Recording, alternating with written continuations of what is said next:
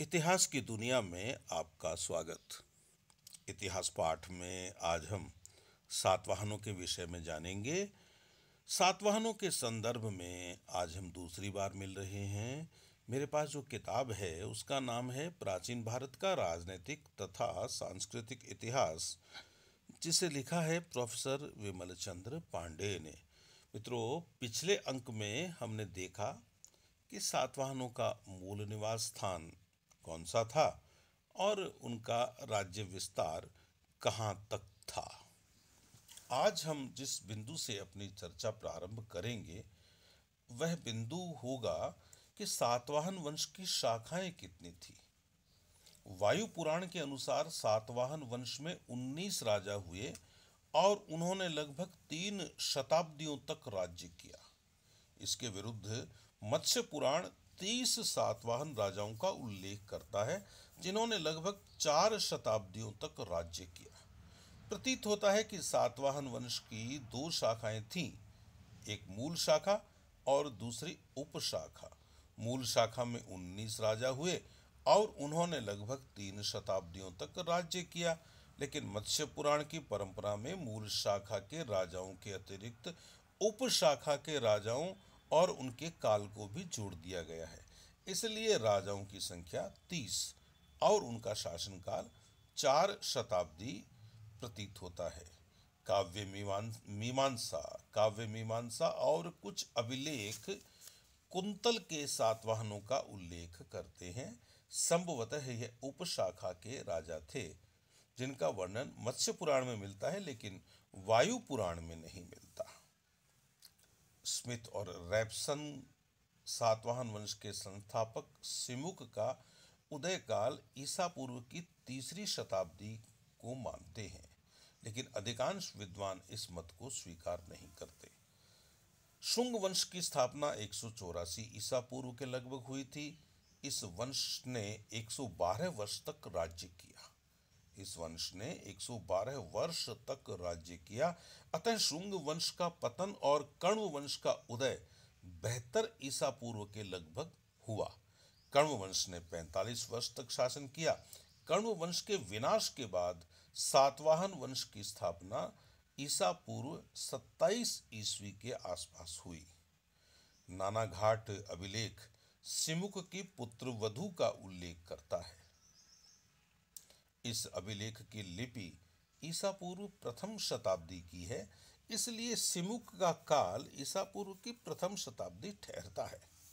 हाथी गुंफा अभिलेख का कथन है कि खारवेल ने सातवाहन नरेश सातकर्णी को पराजित किया था और सिमुक दोनों का काल एक दूसरे के बहुत निकट था। हाथी गुंफा अभिलेख ईसा पूर्व प्रथम शताब्दी के अंतिम चरण का है, अतः सिमुक का काल भी ईसा पूर्व प्रथम शताब्दी में ही रहा होगा। पुराणों में सातवाहन वंश के संस्थापक का नाम सिंधुक, शिशुक और शिप्रक भी मिलता है। इसे भृत्य भी कहा गया है, अतः अनुमान होता है कि स्वतंत्र होने से पूर्व यह कोई सामंत रहा होगा या किसी का सामंत रहा होगा। इस समय तक इसने शुंगों और कण्वों से विदिशा छीन लिया होगा। स्वतंत्र शासक के रूप में इसने अपनी मुद्राएं भी चलाई होंगी। शास्त्री महोदय को इसकी 8 मुद्राएं मिली हैं, 7 तांबे की और 1 पॉटिन की। ये मुद्राएं हैदराबाद में कोटलिंगल नामक स्थान से प्राप्त हुई हैं। इन पर रजो सिरी थिमुक सातवाहनस लेख है। मिराशी इसे सातवाहन वंश का संस्थापक मानते हैं। डॉक्टर अजय मित्र शास्त्री को भी इसकी 7 मुद्राएं मिली हैं। नानाघाट अभिलेख इसका उल्लेख करता है और इसे राजा सिमुक सातवाहन कहता है। जैन जन श्रुति का कथन है कि इसने जैन और बौद्ध मंदिरों का निर्माण किया था, अतः यह एक सहिष्णु शासक प्रतीत होता है, लेकिन अपने जीवन के अंतिम चरण में यह दुर्व्यसनी हो गया था। इसी कारण इसका वध कर दिया गया। पुराणों के अनुसार इसने 23 वर्ष तक राज्य किया। पुराणों के अनुसार कृष्ण, जो कि सिमुक के बाद में राजा बना था, वह सिमुक का भाई था। डॉक्टर दिनेश चंद्र सरकार का मत है कि कृष्ण सिमुक का पुत्र था। एक नासिक गुहालेख में एक राजा कन्न का उल्लेख है। इस कन्न का समीकरण कृष्ण से किया गया है। इसके समय में नासिक में उसके श्रमण नामक महामात्य ने एक गुफा का निर्माण कराया था। इससे प्रकट होता है कि कृष्ण का नासिक पर अधिकार था। उसने 18 वर्ष तक शासन किया। सातवाहन वंश का सर्वप्रथम पराक्रमी राजा था सातकर्णी। इसके शासनकाल के अनेक साक्ष्य मिले हैं। पुराण इसे कृष्ण का पुत्र कहते हैं, लेकिन यह निश्चित रूप से सिद्ध नहीं होता है। संभव है कि वह सिमुक का पुत्र रहा हो, क्योंकि नानाघाट अभिलेख में उसे सिमुक सातवाहनस वंशवथनस यानी सिमुक सातवाहन के वंश को बढ़ाने वाला कहा गया है। इसमें सिमुक का नाम तो है, लेकिन कृष्ण का नाम नहीं है। प्राचीन परंपरा में पुत्रों के नाम के साथ पिता का नाम उल्लेखित किया जाता था। सातकर्णी के इतिहास पर कुछ साक्ष्य हैं जो प्रकाश डालते हैं, जैसे नागानिका या उसको कहीं कहीं नायानिका भी लिखा हुआ है का नानाघाट अभिलेख। नागानिका सातकर्णी की रानी थी, अंगीय वंश की थी। यह अंगीय वंश के राजा स्वयं को महारथी कहते थे। कर्नाटक में उनके कुछ सिक्के मिले हैं। प्रकट होता है कि यह वंश पर्याप्त रूप से शक्तिशाली था, अतः इस वैवाहिक संबंध ने सातकर्णी को अपनी शक्ति बढ़ाने में महत्वपूर्ण सहायता दी होगी। यह अभिलेख सातकर्णी की सफलताओं पर भी प्रकाश डालता है। इसमें सातकर्णी को वीर, शूद्र और अप्रतिहत दक्षिणापथपति कहा गया है। इन शब्दों से संभवतः दक्षिणापथ में सातकर्णी की कुछ विजयों का संकेत मिलता है। कदाचित उन विजयों के पश्चात ही सातकर्णी ने 2 अश्वमेध यज्ञ किए होंगे, जिनका वर्णन नानाघाट अभिलेख में है। प्रथम अश्वमेध यज्ञ का वर्णन अभिलेख के टूट जाने के कारण विलुप्त हो गया है, लेकिन द्वितीय यज्ञ का वर्णन अब भी विद्यमान है। प्रकट होता है कि इस अवसर पर सातकर्णी ने गौवों, घोड़ों, हाथियों, ग्रामों, स्वर्ण आदि वस्तुओं का दान दिया था। यह यज्ञ संभवतः नागानिका ने अपनी मृत्यु के पश्चात किया था, यह डॉक्टर दिनेश चंद्र सरकार कहते हैं, लेकिन यह मत असंगत प्रतीत होता है। अभिलेख में रायस शब्द का स्पष्ट प्रयोग किया गया है। इससे प्रकट होता है कि यह यज्ञ राजा सातकर्णी के जीवन काल में हुआ था या हुए थे। 2 यज्ञ हैं। सांची अभिलेख को कारीगरों के प्रधान वाशिष्ठ पुत्र आनंद ने सांची स्तूप के तोरणों पर उत्कीर्ण करवाया था। इस अभिलेख में एक राजा सातकर्णी का वर्णन है। मार्शल का मत है कि यह राजा सातवाहन वंश का सातकर्णी नहीं हो सकता।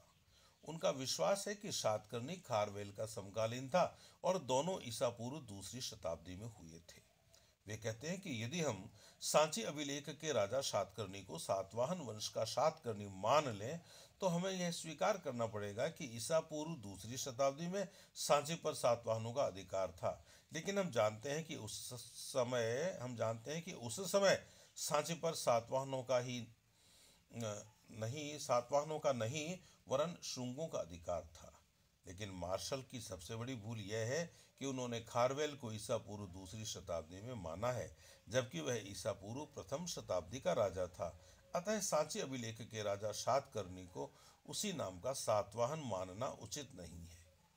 सांची अभिलेख से प्रकट होता है कि पूर्वी मालवा पर सातकर्णी का अधिकार था। श्री A.N. घोष का यह मत है कि यह प्रदेश स्वयं सातकर्णी ने जीता था।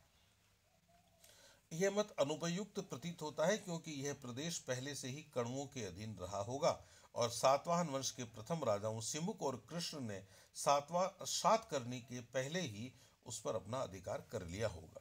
संभव है कि सातकर्णी ने महारथियों की सहायता से पश्चिमी मालवा पर भी अपना अधिकार कर लिया हो। इस अनुमान की पुष्टि इस बात से होती है कि सातकर्णी ने मालवा शैली की गोल मुद्राएं चलाई थी। खारवेल के हाथी गुम्फा अभिलेख से प्रकट होता है कि कलिंग नरेश खारवेल ने सातकर्णी को पराजित किया था। हाथी गुम्फा और नानाघाट अभिलेखों की लिपि समकालीन है। अतः खारवेल द्वारा पराजित सातकर्णी सातवाहन वंश का सातकर्णी ही प्रतीत होता है। पेरिप्लस में एल्डर सेरेगोनस का उल्लेख है। विद्वान इसका समीकरण सातकर्णी से करते हैं। वीरचित नामक एक बौद्ध ग्रंथ में प्रतिष्ठान के शासक सातकर्णी का वर्णन है। वीरचरित नामक एक बौद्ध ग्रंथ में प्रतिष्ठान के शासक सातकर्णी का वर्णन है।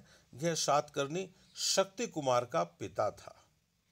हम जानते हैं कि सातवाहन वंश के सातकर्णी के पुत्र का नाम तो शक्तिश्री था, अतः दोनों राजा एक ही प्रतीत होते हैं। कुछ मुद्राओं पर सिरिसात का नाम मिलता है। रैप्सन महोदय ने सिरिसात का समीकरण सातकर्णी के साथ किया है। जो भी हो, एक बात स्पष्ट है कि सातकर्णी ने एक विशाल राज्य की स्थापना की थी, जिसमें महाराष्ट्र का अधिकांश भाग, उत्तरी कोंकण और मालवा सम्मिलित थे। उसकी राजधानी प्रतिष्ठान थी। सातकर्णी ही प्रथम नरेश था जिसने दक्षिणी भारत में सातवाहनों की प्रभुसत्ता स्थापित की थी। सातकर्णी प्रथम अपने दो अल्पवयस्क पुत्रों शक्तिश्री और वेदश्री को छोड़कर मरा था। इसलिए पुत्रों के अल्प वयस्क काल में उनकी माता नागानिका ने संरक्षक के रूप में शासनभार संभाला था।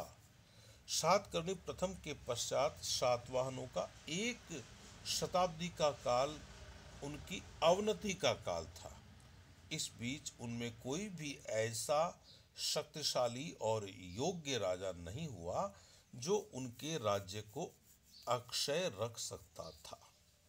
सातकर्णी प्रथम के पश्चात सातवाहनों का एक शताब्दी का काल अवनति काल था।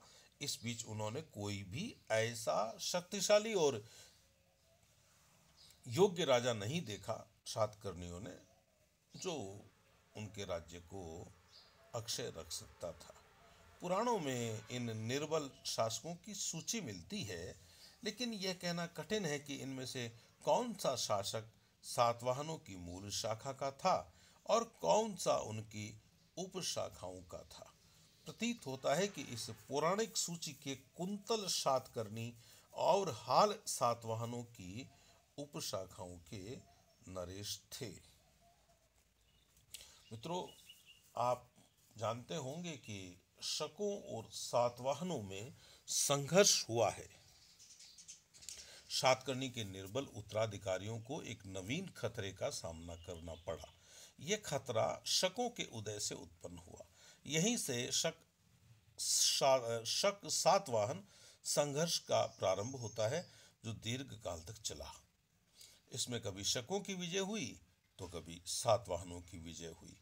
पेरिप्लस का लेखक मेम्बरेस नामक एक राजा का उल्लेख करता है, जिसने भड़ोच, गुजरात, काठियावाड़ और राजपूताना के कुछ भाग पर अधिकार कर लिया था। पेरिप्लस का लेखक मेम्बरेस नामक एक राजा का उल्लेख करता है, जिसने भड़ोच, गुजरात, काठियावाड़ और राजपूताना के कुछ भाग पर अधिकार कर लिया था। पेरिप्लस का यह भी कथन है कि इस समय कल्याण का बंदरगाह नितांत अरक्षित था और वहां आने वाले यूनानी जहाजों को पकड़ लिया जाता था तथा उन्हें भड़ोच लेकर जाया जाता था। अभाग्यवश मेम्बरेस नामक राजा का उल्लेख किसी अन्य साक्ष्य में नहीं मिलता। यह अनुमान किया जा सकता है कि वह एक शक नरेश था जिसने आक्रमणों के द्वारा पश्चिम भारत में अरक्षा की भावना उत्पन्न कर दी थी। उसने सातवाहनों के उत्तरी प्रदेशों को छीन लिया था और कल्याण बंदरगाह से होने वाले सातवाहनों के व्यापार को बड़ी हानि पहुंचाई थी। ऐसा प्रतीत होता है कि मेम्बरस के उत्तराधिकारी अधिक समय तक पश्चिमी प्रदेश को अपने अधिकार में नहीं रख सके थे। शीघ्र ही क्षयरात नामक एक नए शक वंश ने इस प्रदेश पर अपना आधिपत्य स्थापित कर दिया। कुछ विद्वानों के मतानुसार क्षयरात कुषाणों के सामंत थे। उपलब्ध साधनों से प्रकट होता है कि इस नए वंश के उदय से शक सातवाहन संघर्ष और अधिक तीव्र हो गया।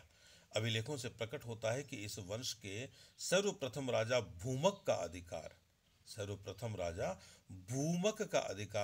महाराष्ट्र के पूना प्रदेश, उत्तरी कोंकण, राजपूताना एवं मध्य प्रदेश के कुछ भागों पर था। भूमक की मुद्राएं मालवा, गुजरात, काठियावाड़ में प्राप्त हुई हैं। स्पष्ट है कि भूमक ने इन प्रदेशों में से कुछ प्रदेश सातवाहनों को हराकर प्राप्त किए थे। भूमक का उत्तराधिकारी नहपान एक पराक्रमी राजा था। उसके शासनकाल में सातवाहनों को और भी दुर्दिन देखने पड़े। उसने महाराष्ट्र, राजपूताना के कुछ भाग, अपरांत, गुजरात, काठियावाड़ और मालवा पर अधिकार कर लिया था। इनमें से कुछ प्रदेश सातवाहन राज्य में थे। तो मित्रों, यह था आज का इतिहास पाठ। फिर मिलेंगे। नमस्कार।